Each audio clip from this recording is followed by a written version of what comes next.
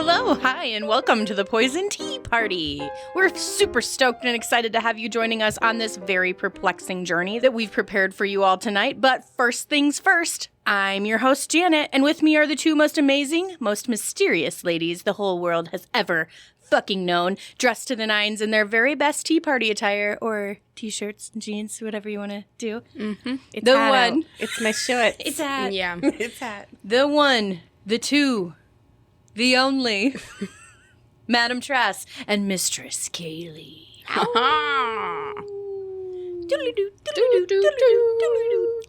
All right.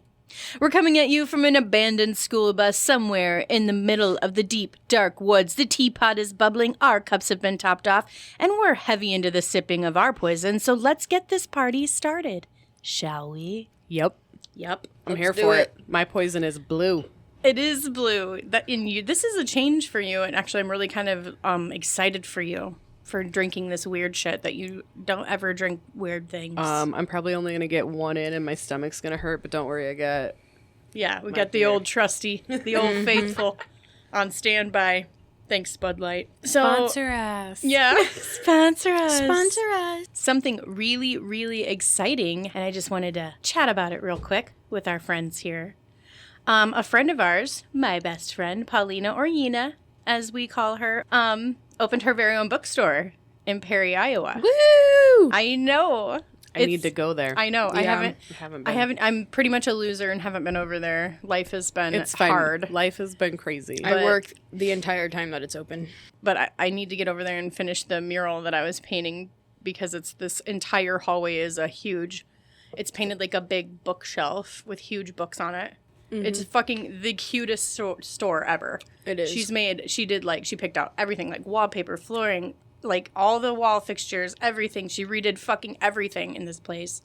It is so cute. I need to go in and see it. I've seen it in pictures, but I feel like it doesn't do it justice. It doesn't. It doesn't at all. And then and also when you're like looking at it from the outside, because it looks like another, a place in those little shops, that you'll see in small towns. Yeah, just any small town shop that's on the main drag or whatever. And I'm telling you, it took my breath away. It's beautiful. Like they've done so much work. She's done so much work in there, and there's even bookstore kitties. And they're I so cute. was gonna say we can't forget about the kitties. No, they're Mortimer and Ophelia, and they have their own little chairs. Yeah, and they're so cute. That look like big people chairs, only they're for cats. They're for cats. Well, you can sit in them and read your books if you would like to. And also, she's going to be serving alcohol in this establishment. Yes. Amazing. The best idea ever, right? Mm-hmm. Cats, books, alcohol. Boom. What more I'm could not you going to want? do much reading if I'm consuming alcohol and hanging out cats. with kitties. So. Maybe that's the idea too. I don't know. But she's got candles and there's a ton of extra stuff. There's bath bombs and she's going to be selling T-shirts from local vendors and other stuff from local people too. She just hasn't got it all in there yet, but she will be. And then she keeps posting every day on social media of new stuff she's got. She's got some jewelry in there she just got the other day. They've got markers and anything that you could ever possibly fucking want to curl up with a good book. Oh, good. Maybe I should make some stuff. You should. And oh my God, you should. Make those fucking animals that you make. Mm-hmm. What can you do that's, oh my God, bookworms. Mm-hmm. Oh my God, with glasses. I could totally do that. Oh yes. Yeah. That's gotta happen. Yep. For sure. So it's seriously the cutest, most comfortable, most inclusive place ever. Mm-hmm. So if you were thinking of running over to Barnes & Noble's anytime soon, you should consider checking out Books and Brews first. Oh, I didn't even say what it was called. That's all right. We're talking about it now. Yeah. I think you did. Fuck. I don't think I did. No. Century Farm Books and Brews is the name of the place. It's located at 1018 2nd Street in Perry, Iowa. Stop in there, say hello to Paulina, tell her you heard about her on the pod, and that you're here to say hi for us. And also buy lots of shit. Yeah. Yeah. Yeah. Absolutely. Pet the kitties. Pet the kitties. Have a drink and read a book. Yeah. What the fuck? Have a drink. That sounds so amazing right now. Mm-hmm. Tell her we sent you. Tell her I said hi, bitch. Hi, bitch. You have to say bitch. Just like that. She'll go, oh, Janet said hi, didn't she? Love you, Ina. Speaking of books and writing and authors, Uh-oh. have you ever been the recipient of an anonymous letter? Or, Yes. worse, a threatening anonymous letter? That's a definite no. No. The web that's weaved throughout tonight's puzzling tale is going to take us all on a wild fucking ride. I'm here for it. It is everything from mystery to suspense to secrets to infidelity to conspiracy and murder. What? You don't do conspiracy. Or does it? Oh. Dun, dun, dun. You know how I like to do shit around here. Once you hear this story, you're going to be amazed at all the damage a letter can do. This case is one that has been declared closed by local officials, but still has so many unanswered questions, many aren't comfortable with the final outcome even after all these years.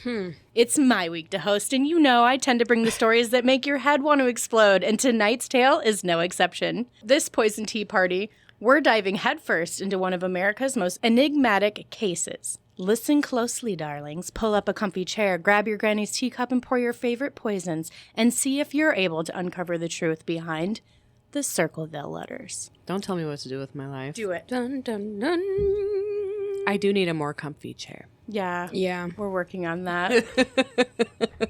We do In need comfier production. chairs in this I place. feel like, you can though- send donations Right. too.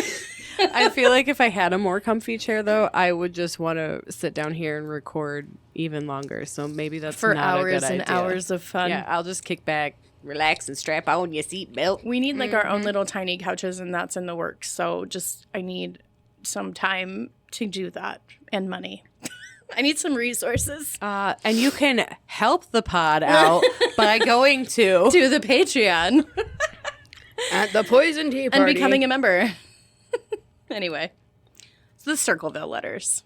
In 1976, small-town Midwestern American life was something of a fairy tale. Neighborhoods swelled with swarms of middle-class families, each living their very own American dreams. Parents worked, kids went to school, and everyone met back at home at the end of the day for dinner and TV time. Divorce rates were low. Fleetwood Mac's Rumors album played on record players and So radios good. across the country.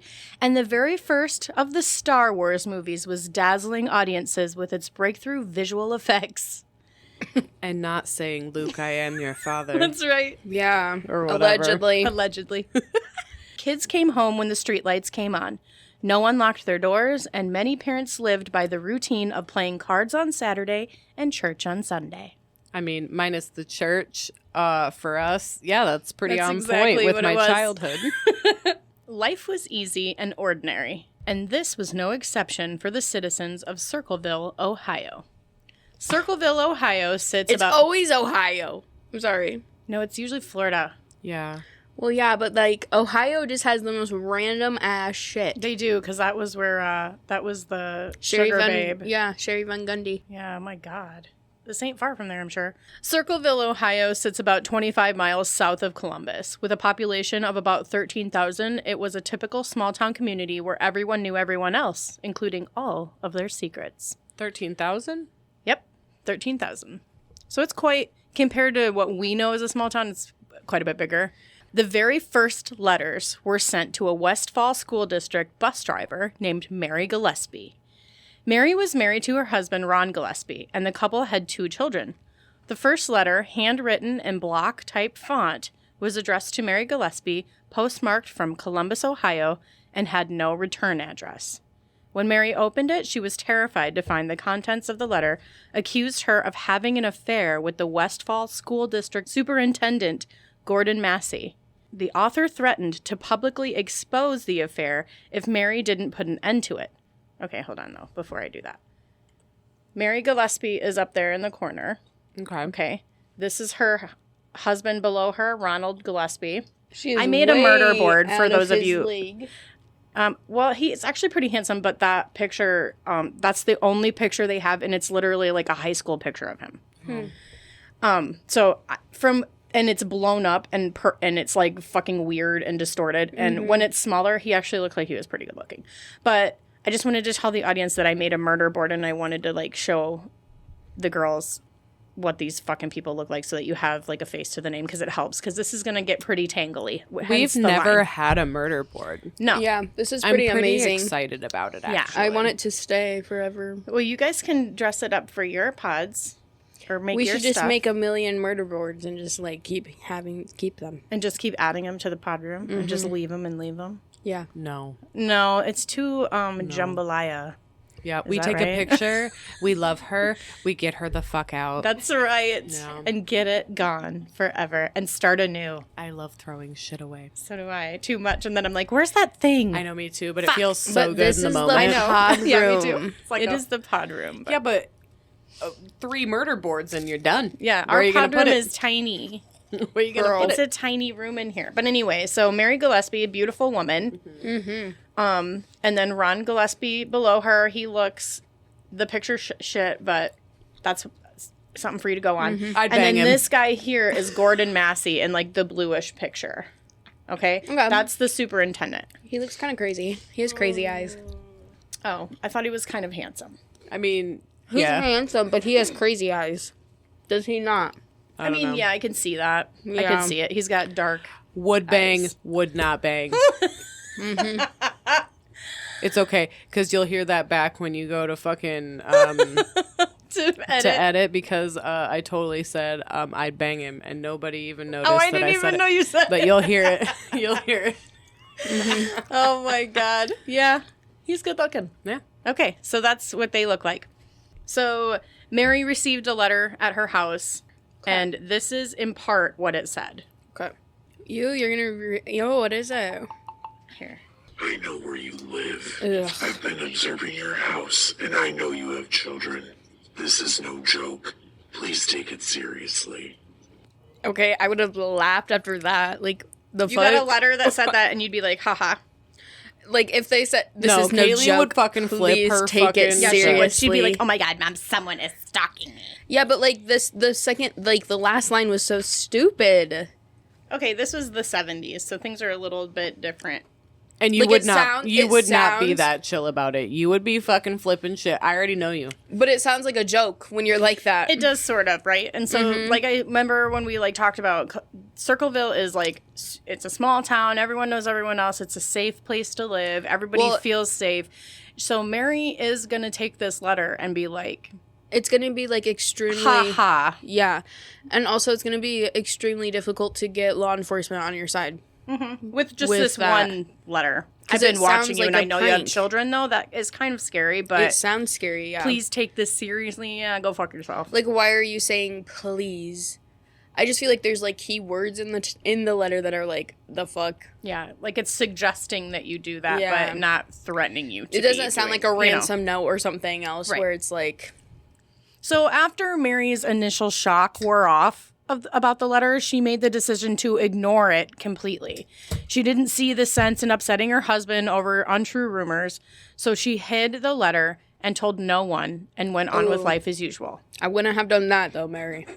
A week later, Mary received another threatening letter postmarked from Columbus, Ohio, with no return address. And though she was shaken, she again hid the letter and told no one. At the same time, across town, on the morning of March 3rd, 1977, the local West School Superintendent, Gordon Massey, which we've talked about, arrived to work just as any other day. But when the mail came, he received an anonymous letter postmarked from Columbus, Ohio, with no return address. The letter was shocking. There, in blocky, misspelled words, the author wrote, Oh God. Dear sir, according to my girlfriend, you have asked her to go out many times and have asked other female bus drivers too. This must be stopped at once for the good of the school and families. If they are not stopped, I will be forced to write the school board, and I would hate to do that. To prey on another man's girl is untouchable. I suggest you find yourself a pimple-faced whore and start up with her and leave my girls alone. oh In the 70s, they said Yeah, this shit? what the fuck? Bro, this shit is so funny. What a It sounds psycho. like a little fucking like. It sounds like the Karens on Facebook that we have now, Yeah, it kind of does, doesn't it? but it was like a white man then. Was it? But we don't know. I guess I don't know. Because these are letters, remember? I just read them in this weird Yeah. voice and are playing it for you guys. But it said, my girlfriend. Yeah. Like, I thought there was a part where it referred to itself as a he. No, it just says, according to my girlfriend, you've asked her to go out many times and have asked other female bus drivers too. And which could be a girlfriend or a girlfriend. And then it says, to prey on another man's girl is untouchable. That's what I mean. That so part. he does writer does refer to themselves as a man in that. Yeah. In that Like, sentence. that's what stuck out to me. I'm like, oh my God, you're a man and you're writing little hate notes? That's this is fucking so weird. funny. Okay, so Mary is continuing to receive the letters just addressed to her. And they are talking about, you better stop fucking sleeping with Gordon Massey. I know what you're doing. I know you have children. I know where you live. Was she sleeping with the motherfucker? Well, I don't know. But she didn't seem... She didn't wasn't show her worried enough. husband. Well, yeah, That's the other exactly. thing, which I'm like, I don't know. But then Gordon Massey starts receiving them. Right. And he's receiving these at work. So these aren't as easily, like, hidden from everyone. I mean, he's not the one that gets the mail, I'm sure. No. Well, maybe. I mean, I don't know. But No, that's not how it usually yeah, works at schools. superintendent, they'll, like, leave the mail on your desk. Yeah, or so at you least have, somebody like, a knows. mailbox at school. Honey, why were you sleeping with Gordon? Well, I mean, was she, though? Or is this, like, psychotic? I don't know. Because it is psychotic. Because look at the letters now. You see that letter there and there? That's the writing style that they wrote in. So they're clearly trying to disguise their writing. This is blocky writing. Nobody writes like that. Yeah, no. It almost looks as if, like, it's like comic book style almost. It is, yeah. And there are things that are misspelled. And as we've heard, there's, like, the wording is kind of strange in some instances. You can see places they erased and rewrote letters. Yep. Specific letters. Yep. To have them look similar to previous letters they So it's wrote. all, like, we don't... What's the purpose behind these? Like, even Mary I doesn't don't know. know. If I was getting letters like this, like, I'd be like, okay. Like, what do you want? Bitch. What do you want from me? Ho? Fuck you. That same day, a letter arrived at the school board claiming Gordon Massey had assaulted and engaged in extramarital affairs with female bus drivers in the district. The letter writer demanded that Massey be fired immediately, but Gordon denied any wrongdoing, and since Massey was regarded as an upstanding and respectable man, the school board chalked the letters up to a disgruntled employee or community member trying to make waves for the superintendent, and nothing more. At this point, it seemed whoever was behind the letters was getting nowhere fast in their plans to sabotage the lives of Mary Gillispie and Gordon Massey. But about 2 weeks after the last letter was delivered to Mary Gillispie, yet another letter arrived at the Gillispie residence. But this time, it was addressed to Ron Gillispie, Mary's husband. He's gonna be telling. It read, Gillispie, you've had 2 weeks and done nothing. You are a pig. Make her admit the truth and inform the school board. If not, I will broadcast it on CB, posters, signs, billboards, until the truth comes out. Only pigs ride motorcycles. Good hunting in your red and white truck on your way to work. I followed him for weeks since last summer and have seen her meet him several times. What the fuck, dude? So it's this kind shit of- is so funny. Isn't it all over the place, though? Like, Yeah, like it's Yeah, slightly. but it's still stalker vibes. Like, Yeah. obviously, they, well, the author talks about Ron's truck being red and white, so he knows Ron's truck. It's so hard though, like the way that these letters are written, they sound just so fucking stupid. and juvenile, right? Yeah, that, like, yeah. Yes, it's intimidating and scary and threatening, but also it's like It seems like a teenager is trying to scare you. It doesn't. Kind of.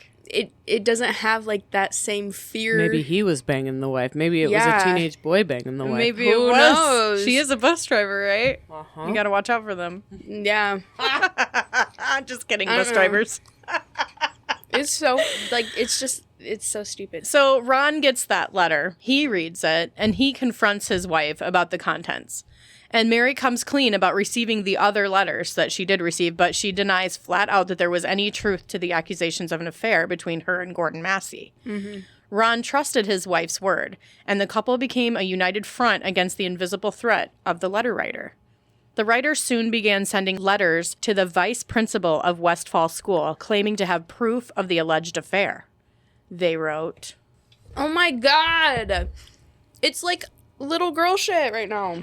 I shall send you proof about driver number 62917. She has a child in school there now, and I shall prove this shortly. I expect him to be discharged. You'll see that I'm telling the truth. Okay, That's it? Like, there's no other context in that? That's no, what I just that mean. he will prove it, but there's no other. That's it. That's The thing that's crazy about this letter, this specific letter, is one that kind of set off a bombshell of like we're getting closer to maybe knowing who did it. Was the fact that this letter contained Mary Gillespie's driver number, Right. which not everybody would know unless they were closely connected to the school district, the bus garage, or her directly. Right. So okay. that's kind of insane. Well, he already revealed and that narrows it down. His girlfriend was a bus driver Yeah. as well. And then he So- just like outed himself by showing that he But knew then that. the girlfriend would know who was sending the letters. You would think, but unless- at this point, was it like common knowledge that the letters were being sent, or No. this fucking vice principal just got this letter about a superintendent and it doesn't have any? There's no context in it. I think that that's probably closer to what happened based on the story that I know. But eventually, soon after this letter that we just heard, this goes like gonna blow up. real public. But like this is what I mean though. This whole thing just sounds super juvenile because it's like sending a threatening letter, but there's no threat. You know? Right. Like we're just kind of like talking They're just in saying circles. stop or else so Yeah. far. They're not saying What they're gonna do? what's going to happen if you why. don't, but something bad will happen. Okay, be more specific. I'm not terrified. Like to humans aren't persuaded in that way. Right. Like I don't know. So no proof was ever disclosed, but it was suspicious that the author knew Mary Gillespie's driver number. This clue suggested that the writer was likely someone closely connected to the school. But who? Gordon Massey began receiving letters at his home residence now, threatening to slash his tires. So now we have a real threat. Okay. Threatening to slash his tires or cut his brakes if he didn't end the affair with Mary. So now we're talking serious injury or murder. And why does this person care so much? I know. Yeah. And what is the problem here? Right. The only one that I can think of that would care this much would Is be her like husband. Ron, Right. right? That So, would be the only one that makes sense. and that makes perfect sense. He would try to scare his wife into stopping the Yeah. affair. Yeah. Yeah. And then scare Massey and then whatever. So far, he looks like a good suspect. So it was at this point that the deranged author began dragging Gillespie's 12-year-old daughter, Tracy, into the letters. Oh, hell What? Her name the be fuck? Trace. Not Nope. Trace. Her name be Tracy. You don't be fucking with my Tracy's. That's right. She's 12 years old. So this is what I thought Ron too until I heard this. Because usually, and he, by all accounts, was a great father. So you wouldn't bring your child into something like that. No. The writer made even more wild accusations claiming that Mary was allowing Massey to sexually abuse the child. And they also threatened to kill the girl. One letter addressed to the Gillespies read, Oh my god, this is getting... It's your daughter's turn to pay for what you've done. I shall come out there and put a bullet in that little girl's head. What the fuck? that's what one of the letters read. Okay, so now we're to the point where, this is Yeah, no. pissing people off. Like, this Yeah. is real shit. I would be like, what the fuck? It's one thing to do all the other shit, but when you come for people's children, that's when people start getting And I feel like this is insane. This is really odd that the writer immediately just went like that. Yeah. Because the fucking stupid ass letters he was sending to everyone else for 100 fucking letters were so fucking all over the place. It didn't matter. But then he comes out to the daughter and he's like right away, like, I'm gonna put a bullet in your head. no shit. It just Okay. randomly psycho. Like, we just really escalated. Weirdly, because like he's like, Massey's abusing your daughter. You kind of think like he's trying to sort of save the daughter in some way, and then he jumps from that to like, I'm gonna put a bullet in her head. Right. Yeah. It's very What the erratic fuck is behavior. going on? So after Schizo. after months of fear and uncertainty, the Gillespies called the local sheriffs for help. Okay, they didn't call right away after those? No, but they did after they received the threat to the daughter. Oh my god. They explained the timeline of the recent stream of letters that they'd been receiving, and law enforcement got right to work on trying to apprehend a suspect. They began surveillance on the neighborhood, including Gillespie's house. They wiretapped phones and worked with the Postal Service to intercept incoming letters, hoping that it would lead to the perpetrator to no avail. So they were unable to find anyone. But what had begun as a campaign to expose a typical adulterous affair soon ballooned into a community-wide event. People all around the town of Circleville began receiving letters. The very same type of letters the Gillespies and Massey had been receiving, threatening to expose every single deep, dark secret held within this little tiny town. Sending shit to, like, Moira from church. I'm going to tell him that you took money out of the collection plate last month if you don't. What was the goal from the letters? Susan from fucking wherever. Yeah, like... Which, cool. Yeah. But the fact that it was, like, so focused on Mary at the first, beginning is odd. Like, this person really wanted her to be called I feel out, like... whether there was an affair or not. Yeah. We probably won't ever really know. But it's just weird that they jump. Yeah, why her? It would have to be someone close to her. Exactly. I think it's important. Like, that's how it started. That's what I would think. Yeah. It was as if this letter writer knew every single thing about every freaking person, and they were coming for blood. Like, But what was the goal? Like, that's was? what I'm trying to take away from this. Because all of these things... To scare everyone. Yeah. To fucking put fear into like, literally everyone If it was this day and age, I would say they were messing around. Yeah. Like, Possibly. everybody gave this writer exactly what they wanted because he never really asked for anything. The thing about small towns is, and I work in a small town store, and people gather there and gossip there, and All it day. is the gossip fucking heart of this little town I work in.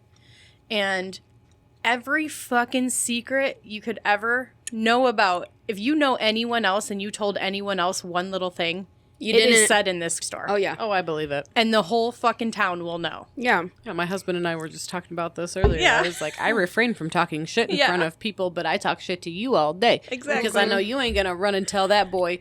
However, when I speak freely, it's because I would never say something to you that I wouldn't say to that motherfucker's face. Exactly. Exactly. But I'm not a kind of person, though. No. So.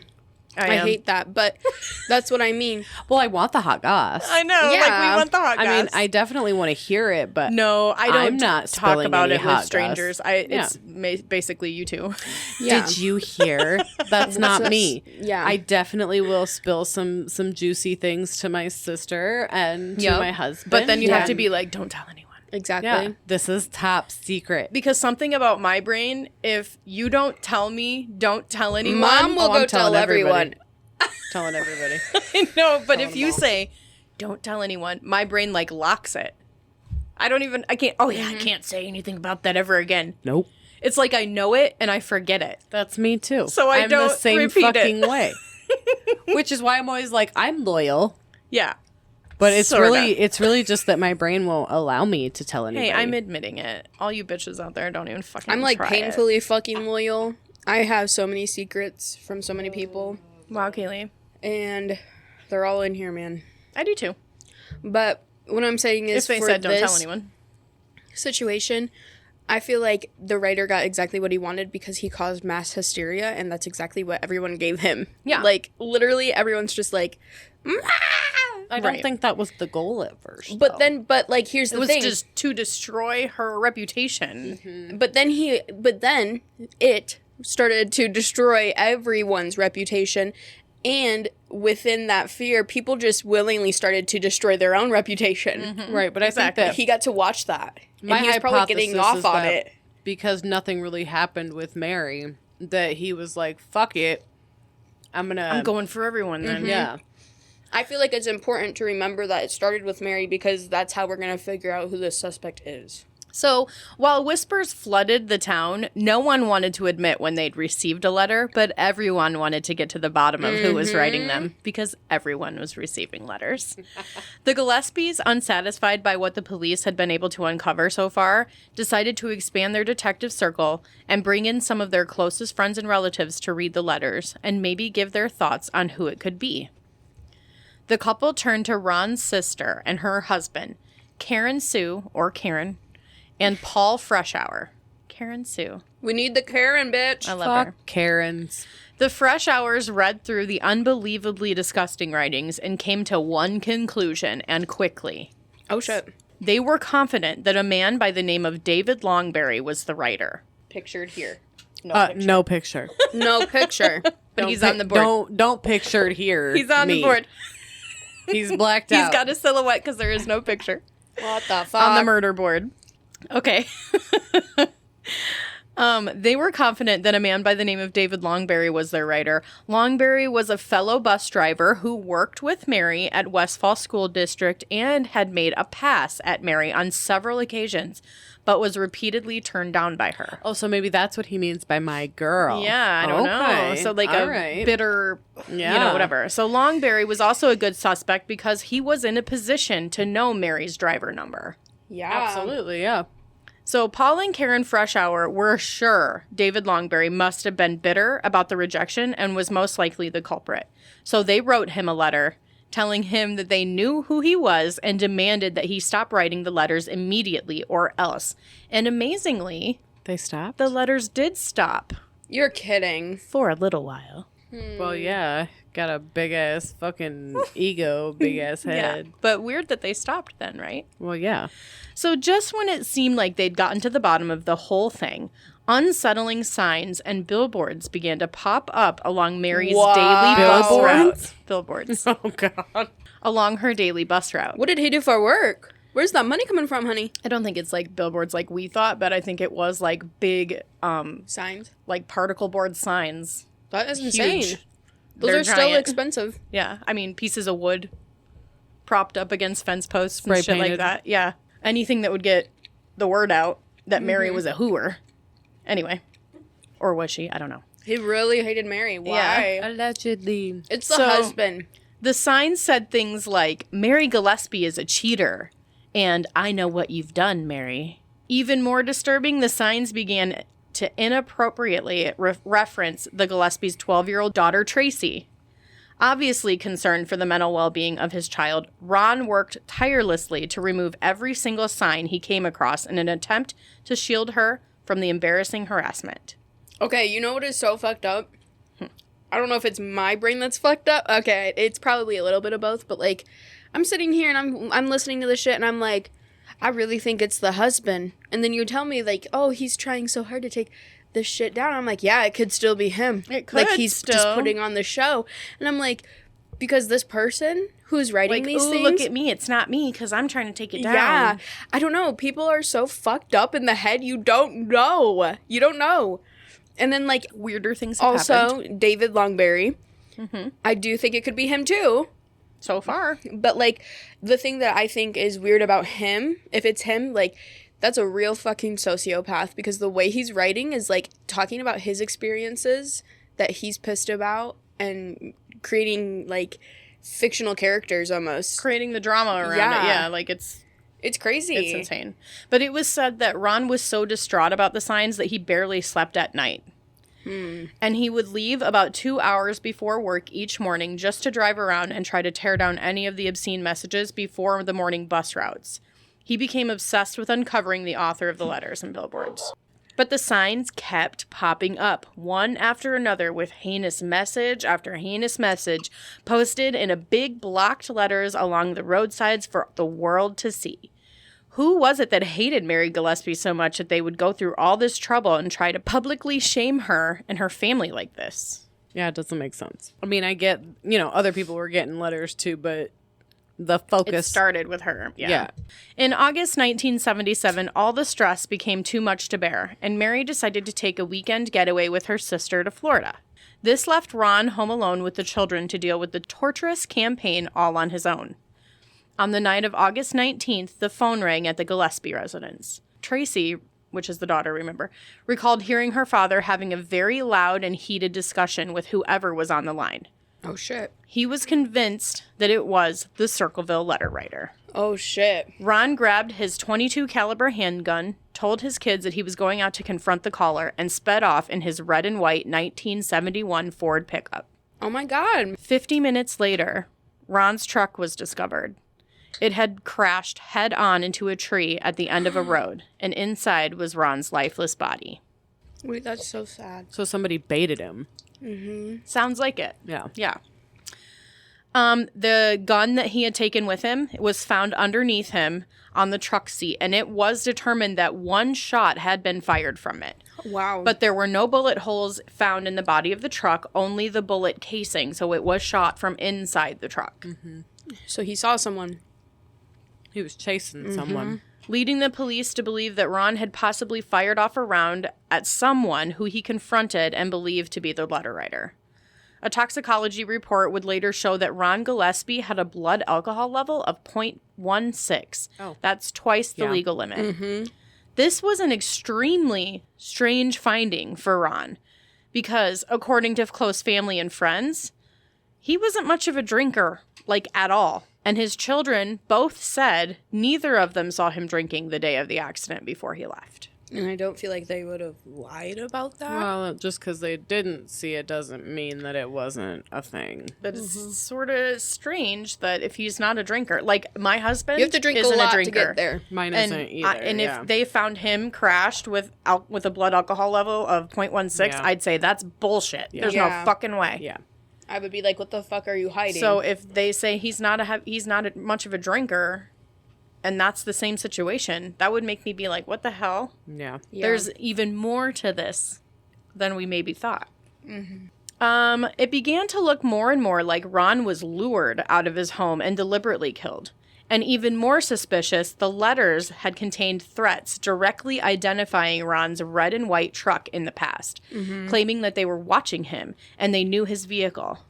Paul Freshour, which is his brother-in-law, remember, was publicly, and I have a picture of Paul there as well. Okay. That's Paul. Right there. For I reference. don't like his mustache. You don't Yeah. like Paul? He's actually in a movie. He was an extra in a movie that was shot in Ohio. Yeah, I don't like him. But anyway, he was actually not an He's a- actor. he's an actor. He wasn't professionally. He just did it because they all did it. Because it was like a fun thing at the, I don't know. Anyway. Because it was cool. Do some research. I can't remember the name of the movie.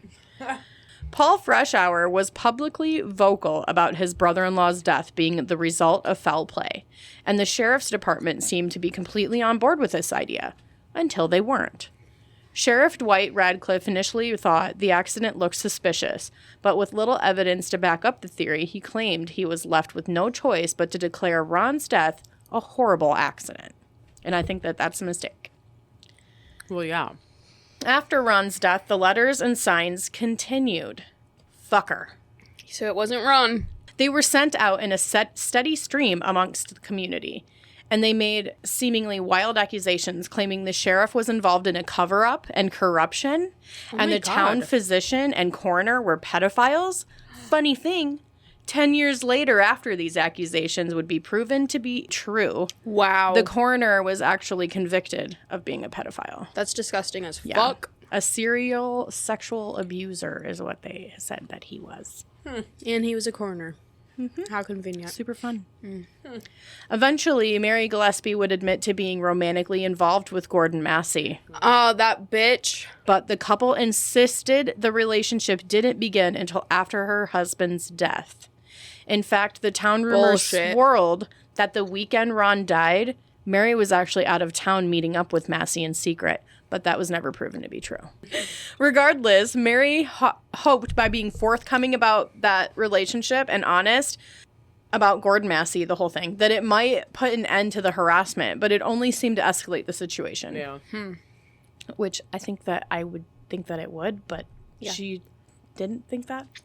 Yeah. No. That's kind of weird. No, you gotta admit to it, then this motherfucker's just gonna... Yeah, and be like, Yeah. see, I fucking told you, blah, Yeah. blah, blah, whatever. But anyway. Like, duh. The harassment continued for years and came to a head on February 7th, 1983, when Mary came across a particularly disturbing sign along her bus route. There, painted in black on a large piece of cardboard, was a sinister message detailing an alleged affair between Gordon Massey and Mary's now 16-year-old daughter, Tracy. What the fuck?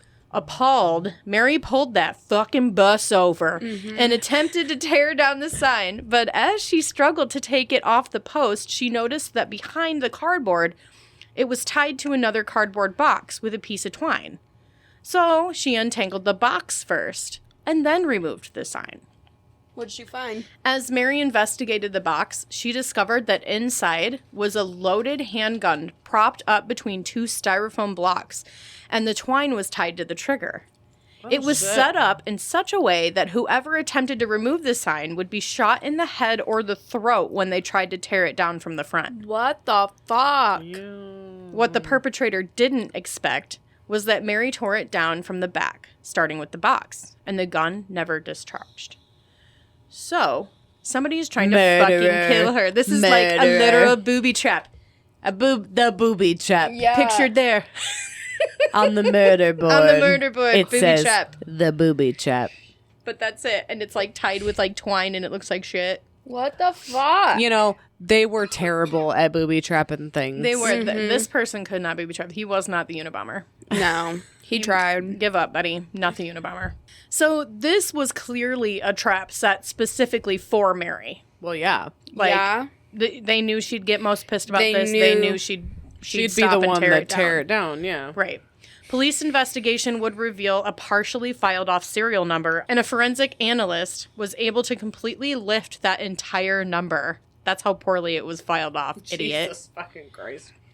The gun led back to a man named Wesley. We've got a Tracy and a Wesley in this. Oh, Isn't that my weird? God. Okay, creepy. Where's the Janet? She's coming in hot. reading it. No. The gun led back to a man named Wesley who worked at the local Anheuser-Busch brewery. Thank you. Yes, thanks. Cheers, Bud Light. Thank you. Thank you, Cheers. Wesley. Thank you. Ningo. But according to Wesley, he had sold that gun to his supervisor, and he hadn't been in possession of it for quite some time. And who was the supervisor? Oh, God. Who was it? Paul Freshour. Well, it was none other than Paul Freshour. Oh, God. Mary and Ron's fucking brother-in-law. Paul was cooperative with the investigation from the get-go. He admitted fully that it was his gun, but claimed the gun had been stolen from his garage months ago, and that he'd never reported it stolen because, well, he wasn't certain that it was. He thought he may have misplaced it. And this is something that I Bullshit. do. This is something that I do often. I go, where the fuck is that? I know I put it here. And then I go, I'll find it later. Okay, but it's also not a gun. But not a gun. I don't think I would ever do that with a gun. But men are different. And Paul did work in security. So guns to him were maybe like not as like to me, I'm like, oh, it's scary thing. To him, they maybe weren't as scary. That's sus. I don't know. That's just where I was coming from. That's real sus, especially It is because, sus. like, why the fuck? I mean, it comes back to you. yeah. And No. it tried to kill your sister-in-law or your... Oh, I don't know where it was. Yeah. Oh, No. conveniently. Yeah. Yeah, It's gone. I think it's a little too convenient. But after a failed polygraph examination and a suspicious comment made by Freshour himself claiming that he thought he knew who did it, but declined to say completely. He just would not say. Okay, so your brother-in-law's So- dead. Who and was your supposedly, sister-in-law- not even that, just, he was supposedly this, like, best fucking friend, too. Right. So, And then your sister-in-law, whoever it was, tried to kill him, but you don't want to say who the suspect is? Go fuck yeah, yourself. who did it? Who did it? Why even bring up the fact that you think you know who did it just to say you don't want to say? He just didn't want You to little say. prick. So, Paul easily, after all of this evidence, became the prime suspect. Yeah. The police asked Paul to copy one of the letters as best he could, and it was determined by police that Paul was indeed the letter writer. When Paul Freshour was finally brought to trial, 39 letters were brought in and compared to this sample that he willingly gave, which I don't know why he would ever do that, and I don't know why the police would do it this way. Yeah. Give him a letter and say, copy it. Well, of course, it's going to look similar. Well, right. They were like, try to make it look like that. Yeah, and he's no. like, okay. Both are stupid. Yeah. Like, what the fuck? That's dumb. Okay. But they let this evidence in court. They let it fucking go into court. Like Well, this. whatever. It's bullshit. I don't. It's like they're I all watch a admitting. lot of court shit, and this is not the way they do it. During Paul's trial, Karen Freshour, which is his wife, testified that she had come across a number of these letters around their home over the years. One she found tore up and thrown in the toilet, and a couple others she found hidden throughout the house. Oh, shit. She said she found all this shit. When she was asked to produce any of the letters, though, she said she couldn't because she'd thrown them all away. And at first glance, Karen looked like a reliable witness, but in reality, you guys ready for another twisty turn? Mm-hmm. Karen Freshour, pictured here. No picture. Silhouette. Continue. Shut the fuck up. You're such a dick. She and Paul were actually going through an incredibly nasty divorce. Oh, shit. Oh, well, yeah. In which Karen had recently lost everything to Paul. So why is she, like, what is she doing? She's She's trying to be like, he did Convict it, so him. He I did can it. fucking get everything. The court ruled in favor of Paul in their divorce, giving him full custody of the children, the home, and the entire savings account. Damn. Karen was actually living in a trailer on Mary Gillespie's property during this trial. Oh, shit. It's like a fucking web of What the some fuck? Jerry Springer shit. Not a trailer. Or some Oh. more. Mari. Oh, You my are God. the father. So You Karen, are not the father. Karen was extremely bitter toward Paul, and she had a motive. Obviously. She had a motive to lie, guys. Yes, she did. Bro, what if she actually wrote the letters? What if she should've. And then did? she's like, and fuck you too, And by Paul. the way, he did it. And your dick is small. Bye, Paul. Oh my God, she did it. Oh my God. Kaylee, you spilled just my beer. spilled everything all over yourself. I spilled my motherfucking beer, but I'm actually in shock right now. She did that shit. You think she did? Karen. There ain't no picture. There. Sharon. Okay. Ozzy. So Yeah, you eat that meat, bitch. we've come to the Real realization salty, I ain't do it? like it. Good. that Karen Freshour is The way you the perpetrator in this Jesus entire. Christ. Why'd you say it like that? Fresh power. You really enunciated that. Oh my shit. God. Get it, girl. She is the fucking perpetrator in this entire Circleville Keely, you are letter easily manipulated. We're not fucking done yet. thing. But I have more. I'm just kidding. Listen, I've got. But, like, don't convince me more. Okay. Okay, but go. We still don't. Like, nobody knows to this day. So, You're I said that at the beginning. She did say that, and you're all shocked. Okay, so here. One other detail the jury never heard was the testimony of a witness, another bus driver who had drove that very same route the morning where Mary found the booby trap. This woman claimed at about 20 minutes before Mary pulled her damn bus over to pull that sign down, she saw a large man with light sandy hair parked along the road, standing in the ditch. He was positioned next to a very distinct yellow El Camino. El Camino. El Camino. I love me an El Camino. So do I. She said that she was positive the man could not have possibly been Paul Freshour. Oh my Paul God. was short and stocky with dark hair, and he didn't own an El Camino. And he had a pedo stash. But conveniently enough, Oh. She put the finger up. Karen Freshour was dating a man at the time who fit that very description. He didn't own an El Camino either. David Longberry. But his brother did. Uh-oh. So take that, do what you want with that. But Who the is jury it? never heard this information. Oh. Give it to me. We're still in the trial of Paul Freshour. So Paul Freshour was eventually convicted and found guilty of attempted murder, and he was given the maximum sentence of 7 to 25 years in prison. Jesus, that's quite a span. For attempted. 7 to 25. Yeah, it's kind of a wide berth there. I'll serve 10. And though the citizens of Circleville were confident the right man was now behind bars, the letters kept coming. Okay, so appeal. Which he did. Hundreds of anonymous threatening letters resumed after the trial and began flooding the residents and even politicians of Circleville and now Central Ohio. Cleveland, So this branched out So beyond how does this person Circleville. know so much about so many people? Yeah, It's I know the it. government. I mean, maybe. Oh my God. No one knew how Paul, who was incarcerated and kept in solitary fucking confinement and not allowed writing utensils or paper without supervision, could be sending these fucking letters. Yeah. He wasn't. The warden of the prison, and this never happens, even publicly stated that Paul was routinely strip searched and all of his incoming outgoing mail was inspected. He backed Paul completely, claiming that there was Wow. no possible way that he could be the letter writer. No. Everybody was baffled. Wow. And then, you ready for another? Yep. Are you ready for this? Paul himself began receiving letters. No fucking way. At the jail. The last letter Paul received went a little something like this. Kaylee can't stop burping in her Hey, microphone. I'm like away. You ready? Yep. You see how far? Now, when are you going to believe you weren't getting out of there? I told you 2 years ago, when we set them up, they stay set up. Don't you listen at all? No one wants you out. The joke is on you. Ha ha. Tell no one of this letter. I saw the paper. Great news. They did Great. not. Sheriff loved it. Ha ha. Oh. Do you believe it now? Do you? Oh.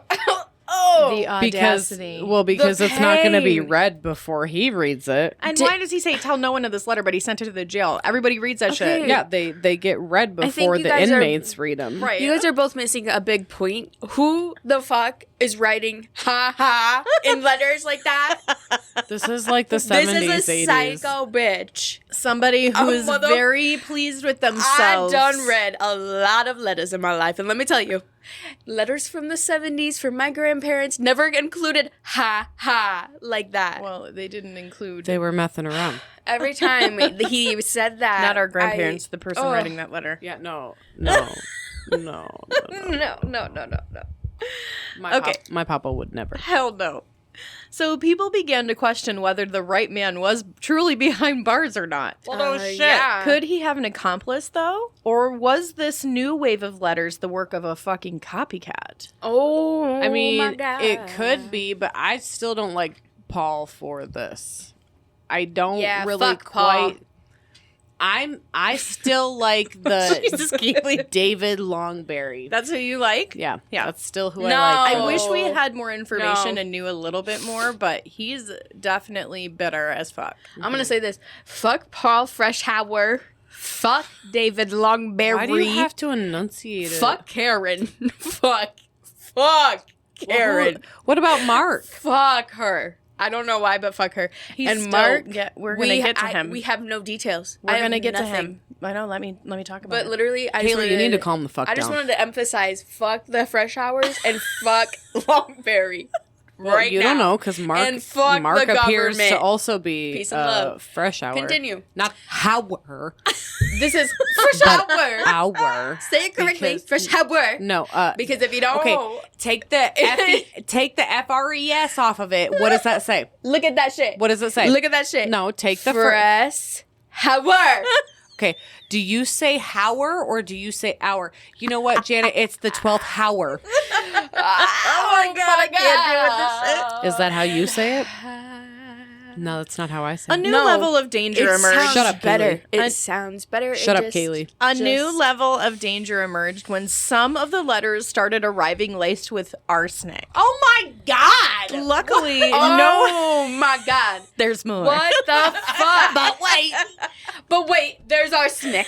Luckily, no one was seriously injured. The case was What? officially closed after Paul's conviction, and it was never reopened. Paul was released from prison in 1994, and he always did maintain his innocence. I believe him. After maintaining his guiltiness. Well, But anyways, He may have been guilty of other things, but I don't think he was guilty of this. I'm Yeah. really confused. well, let me tie some things up Why is there arsenic? because they just wanted to take it to that next level. Who does that? We don't know. Because they couldn't find any anthrax.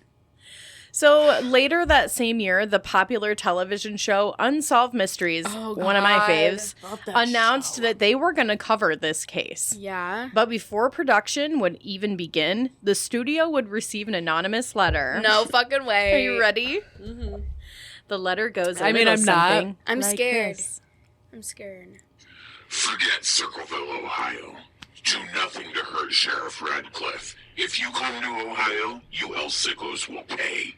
The Circleville writer. That's sus. Why? Why? Who? It's But- the government. That's no, sus. because why? Why the sheriff? Yeah, why does it matter? Why can't they go into Or is Circleville? that like to throw everyone off when they read it? But Could be. why can't they go there? So Paul was featured in an interview in this episode when they finally aired it, and he again denied completely having ever been the letter writer. The letters finally stopped in 1994, and no one has ever truly uncovered who was behind them or why. But there are some theories. Who went to a It was- nursing home in 1994?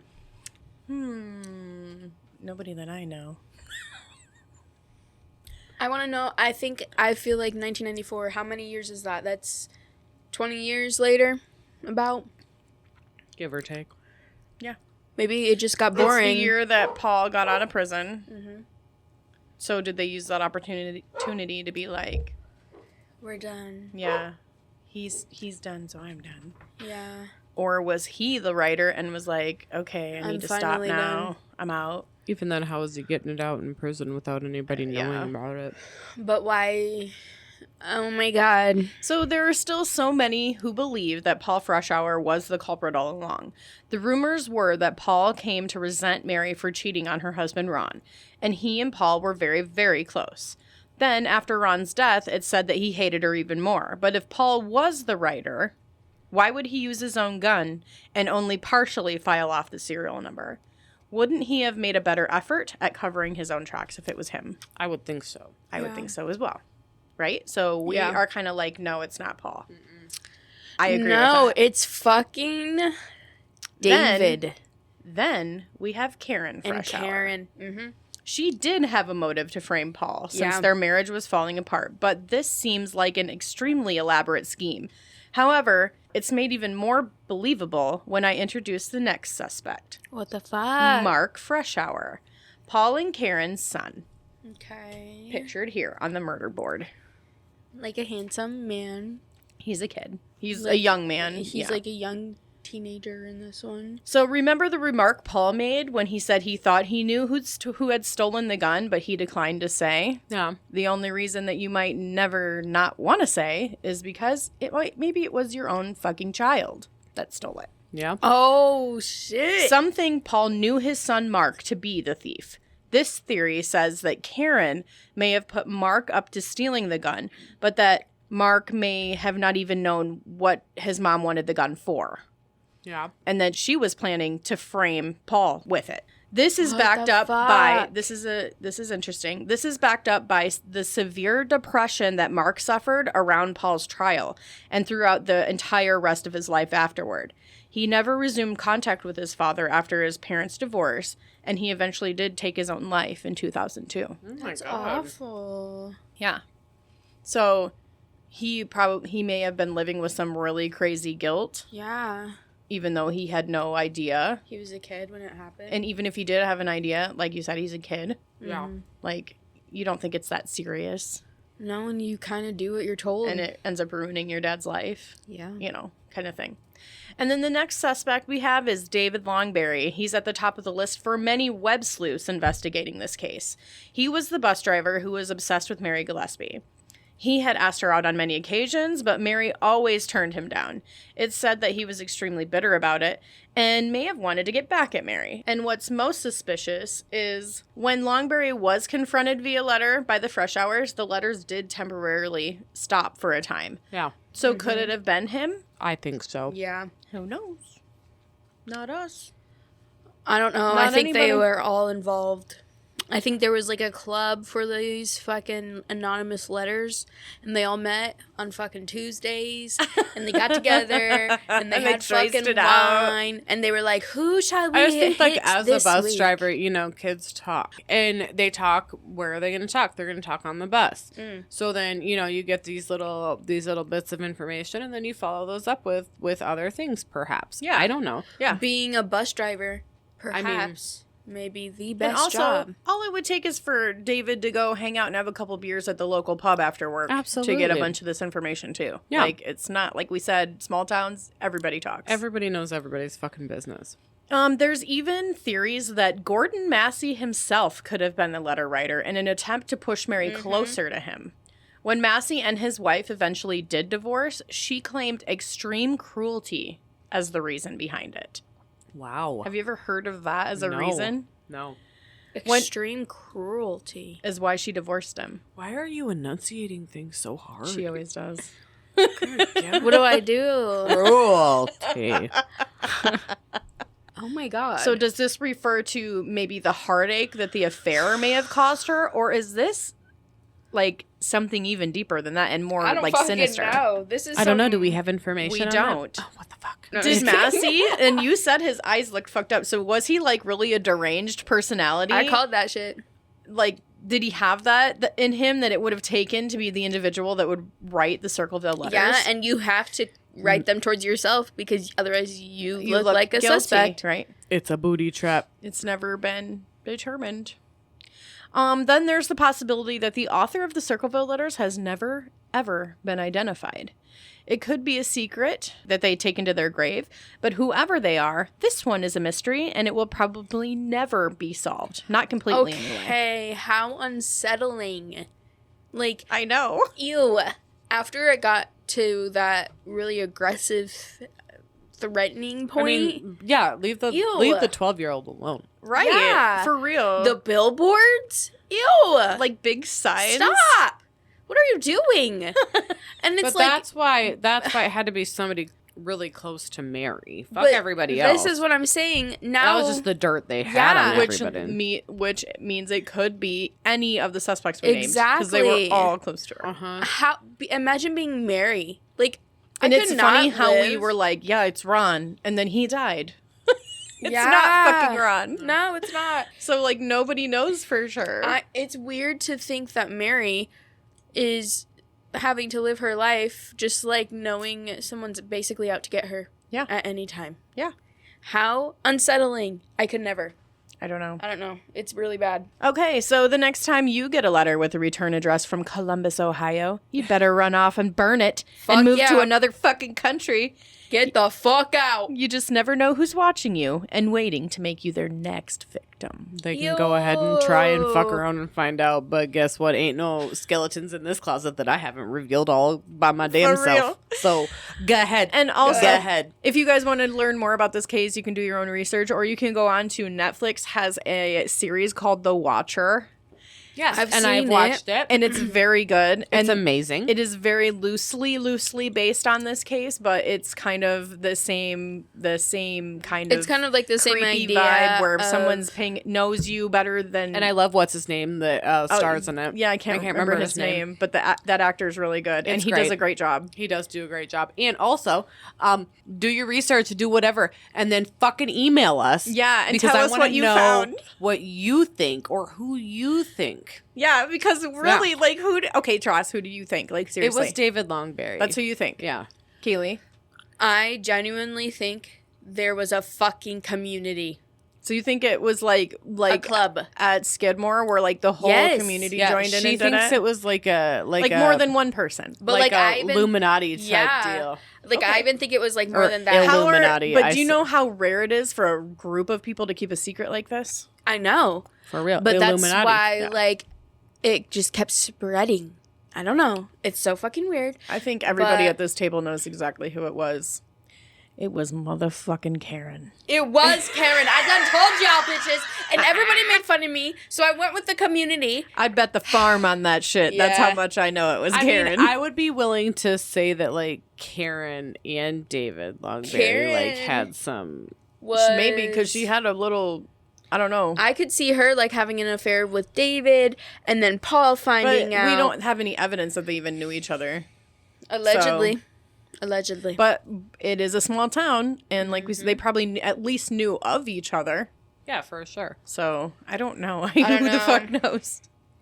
But And anyway, this is just fucked up. And what do you y'all- think? You've ever heard of this case before? Dude, fuck off. Doesn't it make your brain go like, "Oh my god"? Yeah. Like, I mean, yeah, I have heard of this case, and I have watched the Netflix series The Watcher. oh my Yes. god. 100% recommend. Did you? Shut up, you fucker. Kaylee needs therapy. Oh, I love her. Oh my god. I wish I had more information. There was something that said like as soon as the Fresh Hours wrote him that letter, he moved. Yeah. And Yeah, but but then they the just letter kept stopped. coming. But then the letters resumed and Mm-hmm. Which could have been a copycat, or So- it could have been David safe in his little wherever he was at. Or Yeah. it could have been a community that was like, oh my god, who's going to pick this up now that David's Kaylee gone? wanted it to be a fresh Howard.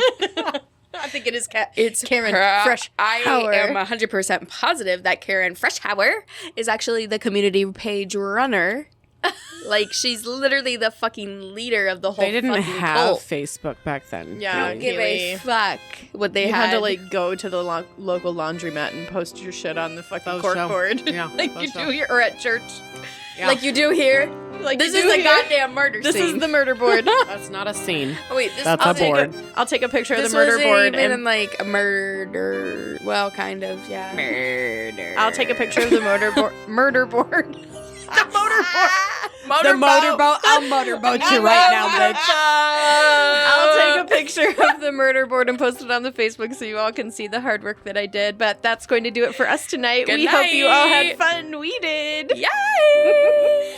Check us out on all the stuff. The website's thepoisonteaparty.com. You can reach us over there and follow us on Facebook. Don't forget to give us a 5-star rating and review us wherever you listen to us at. Yeah. Until next time, my lovelies, you keep it classy like Tracy. Yeah, bitch. Ayo. And you keep those fucking pinkies up.